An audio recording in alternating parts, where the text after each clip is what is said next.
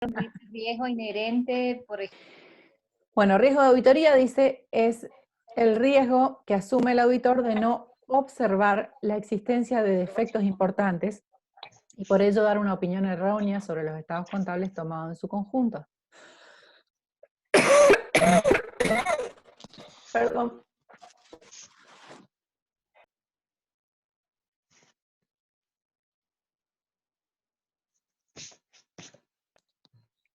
No es coronavirus, me atraganté, no. Ay, perdón, me atraganté. Bueno, les decía, el riesgo que asume el auditor de no observar la existencia de defectos importantes y por ello dar una opinión errónea sobre los estados contables tomados en su conjunto. El riesgo de auditoría tiene tres componentes, ¿sí? Los vimos recién, riesgo inherente, riesgo de control y riesgo de detección. El riesgo inherente o riesgo de existencia es el riesgo que depende de la actividad propia del ente, del ambiente legal, del tipo de afirmación, de la periodicidad de los informes, ¿sí?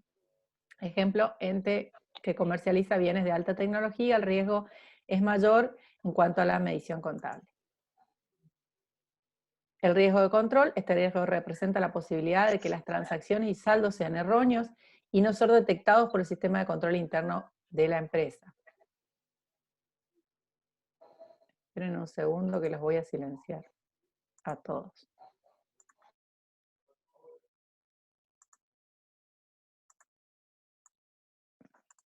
Bien, les decía, este riesgo representa la posibilidad de que las transacciones y saldos sean erróneos y no ser detectados por los sistemas de control interno del ente, o que siendo detectados no se adopten las medidas correctivas, ¿sí? O sea, no sirve de nada que exista un buen sistema de control interno si luego la empresa no corrige los errores que detectó el sistema de control interno, ¿sí? El ejemplo es una empresa que tiene un bajo nivel de verificación de sus créditos a clientes. Esta está más expuesta a que sus cuentas a cobrar puedan ser consideradas incobrables. Riesgo de detección es el riesgo propio del auditor, es el riesgo de que los procedimientos de auditoría no detecten un error, ¿sí? Acá está el problema, que los procedimientos de auditoría no detecten el error en el saldo de la cuenta o en las transacciones erróneas, ¿sí? Y que pueda ser significativo, ya sea individualmente o asociado con otras cuentas o transacciones. Si bien es posible disminuir el riesgo de detección por parte del auditor aumentando la cantidad de pruebas, no es factible anularlo totalmente. Nosotros cuando hablamos de auditoría siempre hablamos de términos como razonable, ¿sí? No decimos que es totalmente exacto por este tema, ¿no? De que el riesgo de auditoría se puede tratar de disminuir, ¿sí? Elevando la cantidad de pruebas, pero nunca se va a poder anular totalmente, porque nunca vamos a poder descubrir o analizar, mejor dicho, todas las transacciones del ente, pues si no tendríamos que hacer la contabilidad de todo el ejercicio de nuevo, de cero.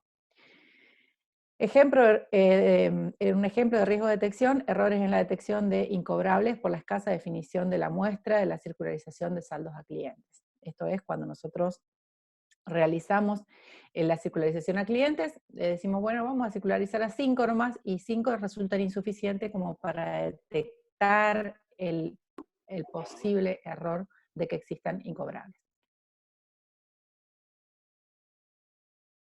Bien. Ay, no queda quieto esto. Planificación de la auditoría.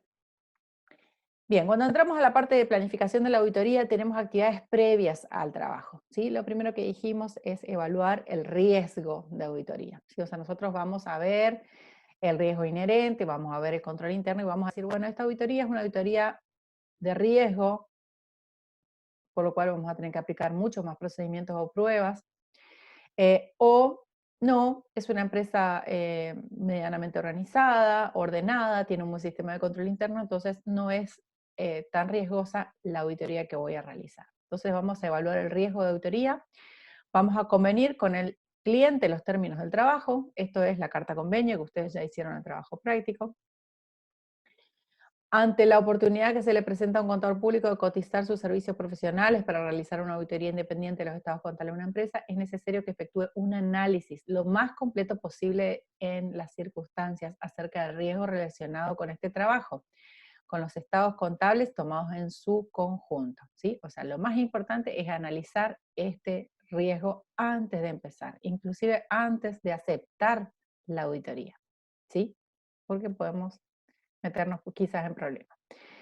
Evaluar el tiempo constituirá la base para evitar inconvenientes significativos referente a la responsabilidad civil y profesional del auditor. Vamos a tener que evaluar en cuánto tiempo estimamos vamos a terminar nuestro trabajo de auditoría.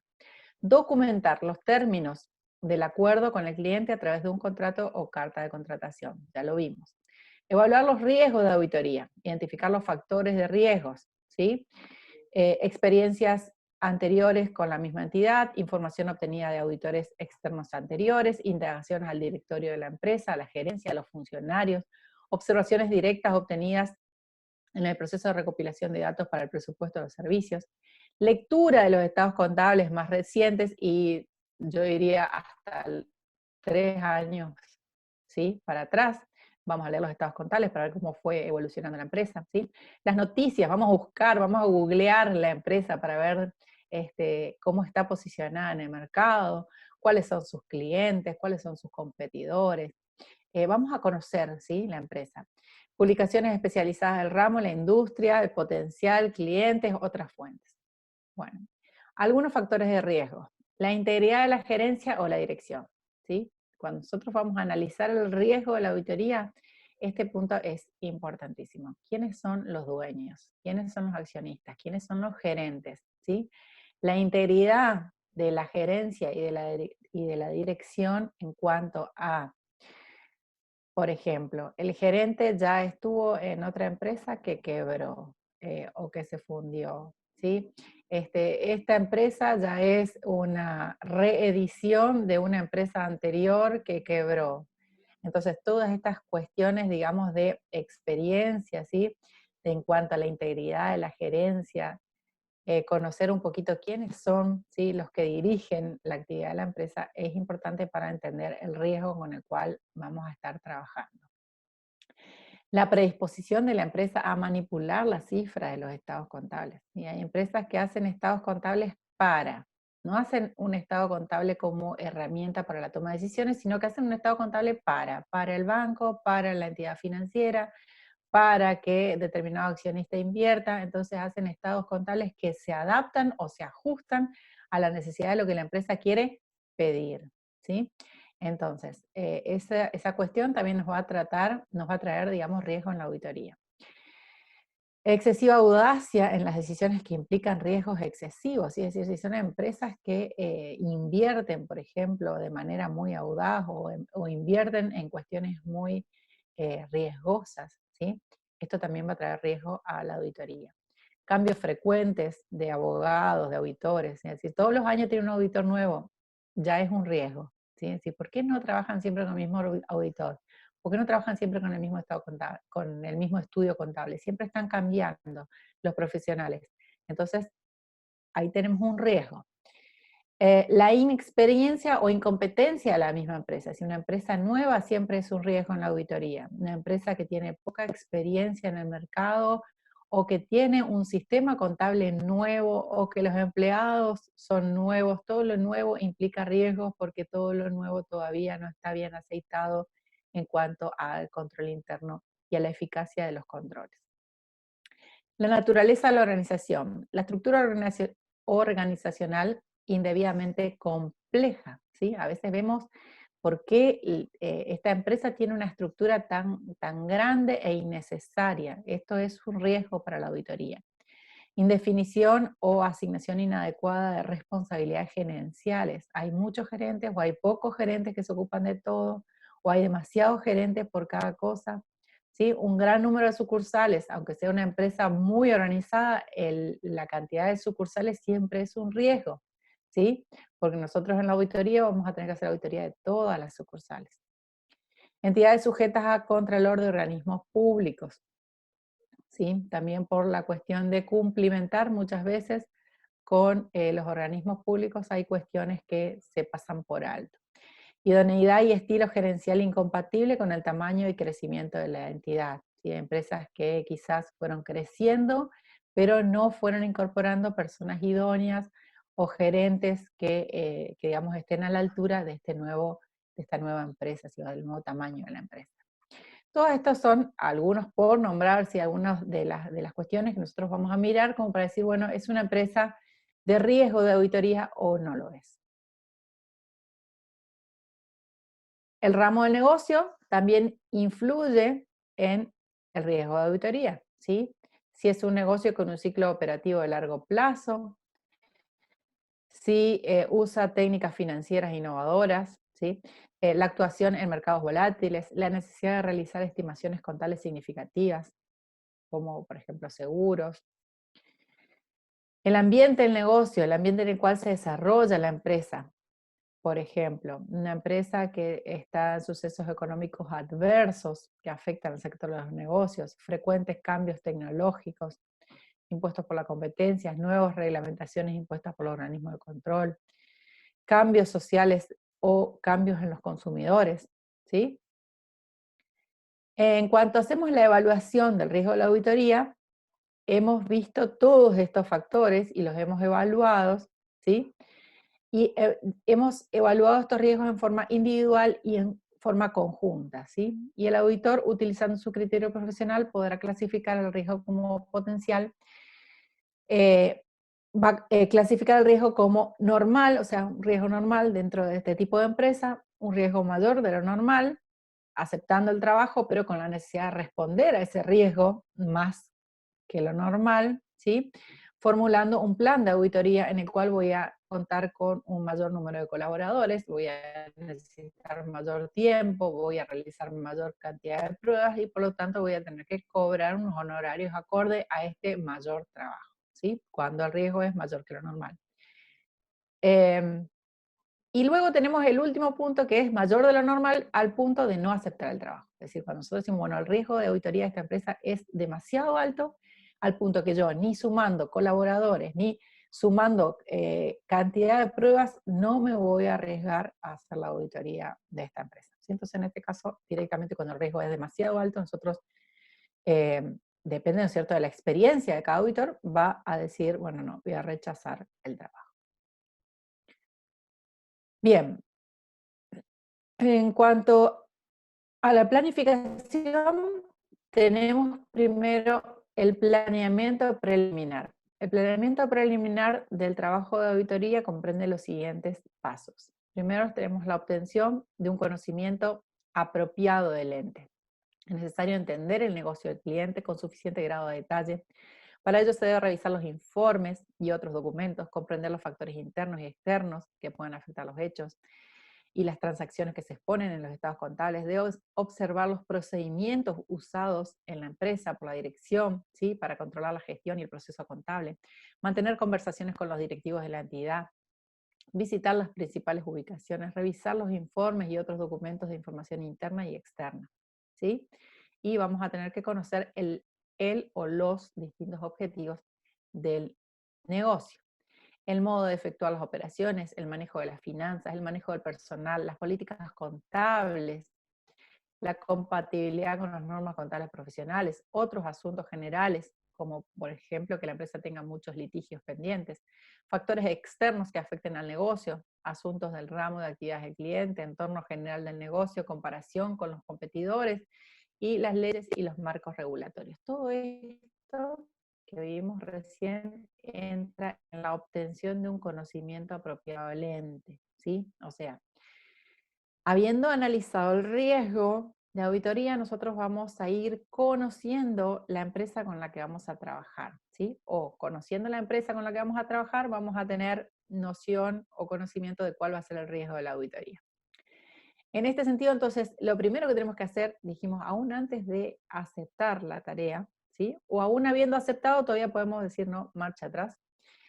Conocer el ente, conocer todo, conocer cómo se trabaja, conocer cómo es el sector de producción, cómo es el sector de comercialización, quiénes son los empleados, cómo es el manual de misiones y funciones. O sea, cuanto más conozcamos la empresa, luego más sencilla va a ser la auditoría, ¿sí? Porque si no, arrancamos la auditoría y recién empezamos a hacer los procedimientos de auditoría y recién comenzamos a conocer la empresa. Eso es incorrecto. Primero tenemos que conocer la empresa, ¿sí? Lo más profundamente que nos permitan, ¿sí?, los mismos empleados, los mismos gerentes, ¿sí?, indagar en el conocimiento del ente. La comprensión del ambiente del control. características, principios, estilo de operación de la gerencia, la habilidad de la gerencia para controlar el negocio, la actitud de la dirección respecto del diseño y el mantenimiento de los controles internos, ¿sí? Es decir, la comprensión del ambiente de control, cómo es el control, cómo se aplica y cómo genera, ¿sí?, ese control una presión en los empleados y en los directivos. El auditor en esta etapa apreciará si el ambiente de control conduce a un sistema contable confiable y a un control interno efectivo, ¿sí? Esto es lo que en definitiva a nosotros nos interesa, que el sistema contable sea confiable y que el control interno sea efectivo, ¿sí? Con estas dos cuestiones afirmativas, es decir, si el sistema contable es confiable y el control interno es efectivo, nosotros vamos a tener un trabajo de auditoría sumamente sencillo, ¿sí? La comprensión del proceso contable y el uso de las computadoras. Bueno, hoy día todo el sistema, todas las empresas que ustedes vayan a hacer, ya no existe más la contabilidad manual, ya no existe más. Porque aquellas empresas que tienen la obligación de llevar estados contables son SRL, sociedades anónimas, es decir, son sociedades que mínimamente tienen un sistema contable, aunque sea un sistema contable básico, pero lo van a tener. Entonces, ya no existe más la contabilidad manual, ¿sí? El auditor debe lograr un entendimiento de la estructura y el funcionamiento del sistema de información contable, es decir, no solamente del sistema contable, es decir, del software contable. Vamos a tener que conocer también el software contable, cómo funciona y cómo el mismo sistema contable detecta las fallas. Pero además vamos a tener que entender el funcionamiento del sistema de información contable, es decir, cómo se realiza la contabilidad en la empresa.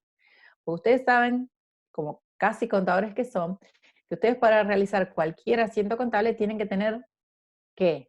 A ver si me activan el micrófono un ratito. ¿Qué tienen que tener para realizar un asiento contable? Documentación respaldatoria.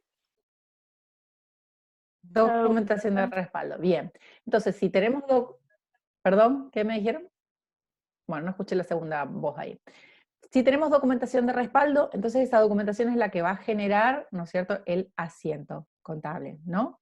Ahora, cuando hablamos de sistema de información contable, vamos un poco más allá al software contable. O sea, no es solamente cómo funciona, sino cómo llega la documentación de respaldo a la o las personas o al área contable que va a encargarse del procesamiento de esa documentación de respaldo, ¿sí? Pues muchas veces el sistema contable funciona bárbaro, detecta fallas de tipo contables, pero no detecta las omisiones, es decir, cómo fue que no llegaron determinados comprobantes al área contable para ser contabilizados. Entonces, el funcionamiento del sistema de información contable que sea suficiente para permitirle identificar los riesgos específicos asociados con el proceso contable.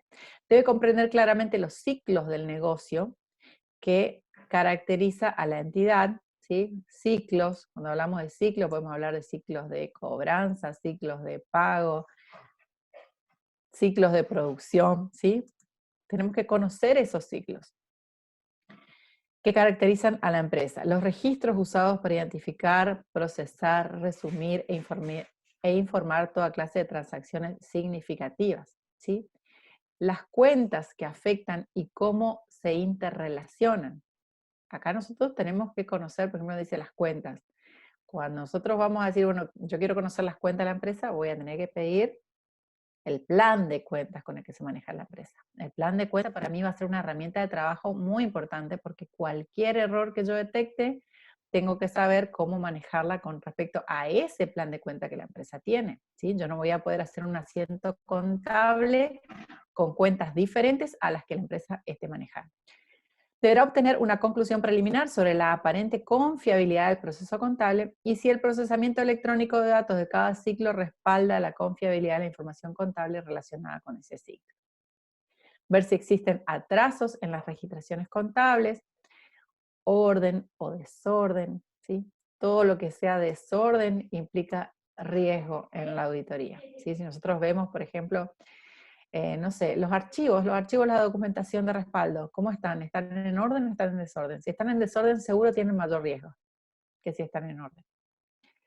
Informes de mala calidad o llevados con atraso, ¿sí? O sea, si la empresa presenta siempre los informes 2, 3 meses más tarde, entonces esos informes ya no son efectivos y seguramente pueden llegar a acarreado riesgo de haberse realizado incorrectamente.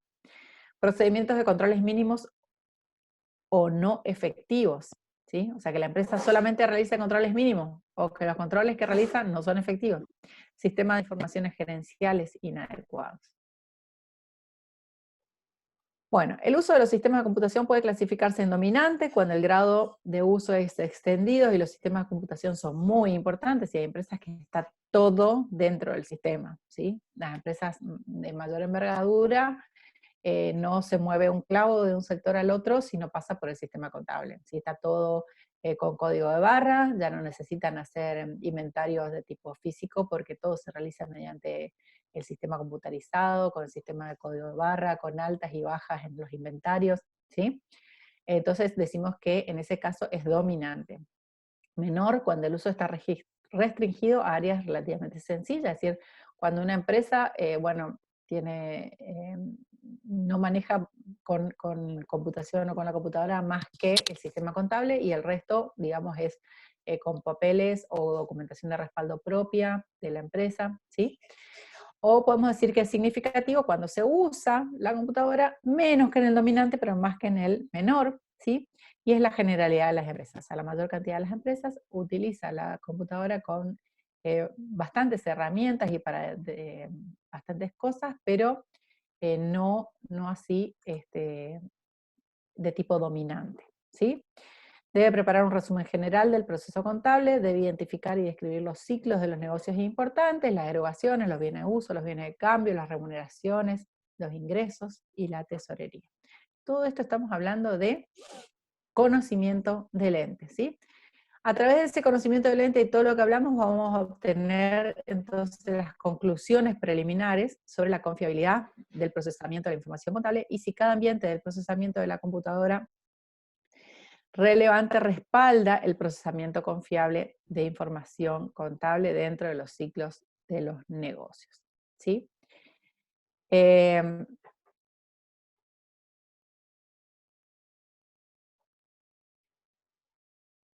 Voy a ver si avanzo un poquito esta parte. Después ustedes la leen, ¿no? Y cualquier cosa me hacen preguntas, pero quiero avanzar un poquito más. Voy acá, está. Documentación. Estamos en la Filmina 48. El auditor debe documentar en el memorando de planeamiento de la auditoría los resultados de su labor de recopilación y evaluación de datos. Los papeles de trabajo deberán reflejar como mínimo lo siguiente: el conocimiento del ente, ¿sí? Los factores internos y externos que afectan al negocio, el proceso de control de la gerencia, cuestiones administrativas, riesgos específicos identificados, las necesidades, preocupaciones, expectativas de la dirección, las cuestiones relevantes del negocio, ¿sí? Esto con respecto al conocimiento del ente. Y voy a quedar acá en esta Filmina 49 para seguir la clase que viene porque quería mostrarles el próximo trabajo. ¿Lo ven ahí? A ver que me corro. Ahí. No, solo aparece el Aparece el Power, entonces voy acá. Y ahí sí lo ven. ¿Lo ven? sí, ¿Sí? sí, ahí sí. Bueno, este es un trabajo práctico de aula virtual que se denomina procedimientos de auditoría, la oportunidad de su aplicación. ¿Sí? Nosotros vimos en lo que habíamos quedado en la clase anterior, donde vimos los procedimientos típicos de auditoría, que leímos la RT37, que fue lo que empezamos en esta clase, ¿sí? Y los distintos procedimientos de auditoría. Y en este planteo vamos a ver la oportunidad, vamos a ir analizando un poquito la oportunidad en que se aplican estos procedimientos de auditoría. ¿Sí? Respecto a la oportunidad en que se aplican los procedimientos de auditoría, pueden clasificarse en procedimientos que habitualmente pueden complementarse durante la visita preliminar en la etapa de planificación. Es decir, procedimientos de auditoría que yo voy a realizar al principio, cuando estoy todavía en la etapa de la planificación de la auditoría. B, procedimientos que pueden y suelen cubrirse en gran medida durante la etapa de planificación, pero por lo común es preciso completar en la visita final. Visita final no es el último día de la auditoría, ¿sí? Separamos la etapa en la visita preliminar, que es antes de la planificación. Después de la planificación empezamos lo que es la visita final, que no es un día, ¿sí? No estamos diciendo este es el último día, sino es la visita final es todo el proceso, digamos, donde vamos a realizar la auditoría en sí misma. O sea, vamos a separar la auditoría entonces en dos partes. Una es la parte de la planificación o la preliminar, ¿sí? Y la otra es la parte de la auditoría en sí, o lo que dice acá, visita final. ¿Por qué le decimos visita final? Porque en realidad lo que hacemos en esta segunda parte de la auditoría es específicamente tratar de determinar los saldos finales de los estados contables, es decir, si los saldos finales de los estados contables están bien. Entonces, el primero es procedimientos que se aplican en la etapa previa a la planificación, ¿sí? En la visita preliminar. El segundo son procedimientos que pueden aplicarse previamente en la etapa preliminar, pero luego también lo vamos a aplicar en la visita final. Después tenemos procedimientos que generalmente es necesario efectuar en la misma fecha de cierre del ejercicio, es decir, el día de la fecha de cierre, ¿sí? O fecha muy próxima a ella, es decir, si cierra el 31 de diciembre, bueno, el primero, el 5, ¿sí? Procedimientos que normalmente se desarrollan durante la auditoría como prueba sustantiva o confirmación de saldos, D.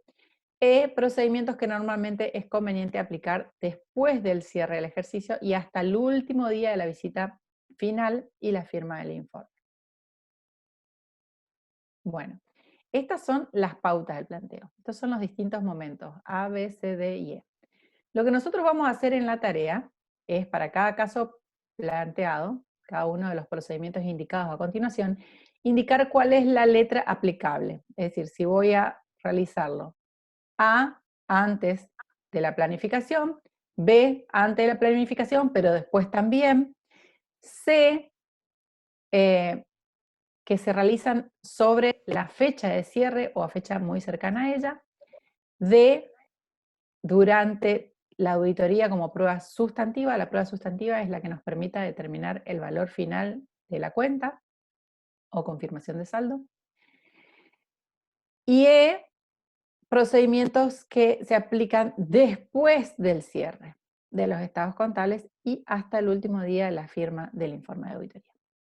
Bueno, entonces ustedes van a tener que poner en cada uno de estos puntos, cada uno de estos procedimientos van a tener que poner A, B, C, D o E. Hay algunos casos que ustedes pueden poner más de una letra, y hay algunos casos que es solamente una letra. De cualquier manera, esto no es un tatetí, ¿sí? Esto es para razonar, para ir intentando razonar cómo vamos a ir aplicando los procedimientos. Dice, para la mayoría de los procedimientos indicados, la respuesta correcta implica la aplicación de una sola de las 5 letras, sin embargo, algunos procedimientos admiten la aplicación de 2 o más letras, en función de ciertas circunstancias.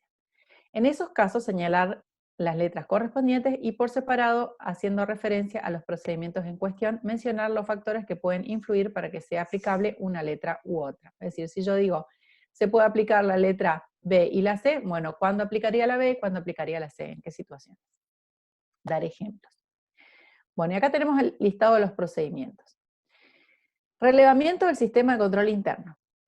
¿Cuándo hacemos el relevamiento del sistema de control interno? Abran su micrófono y pueden contestarme. Dale, que se me termina la hora. Relevamiento del sistema de control interno.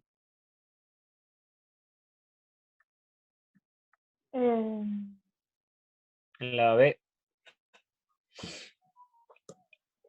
Procedimientos que pueden y suelen cubrirse en gran medida durante la etapa de planificación, pero por lo común es preciso complementar en la visita final. No, en este caso sería la respuesta A, ¿sí? Porque este punto en particular, ¿sí? El relevamiento del sistema de control interno se hace antes de la planificación de la auditoría, ¿sí?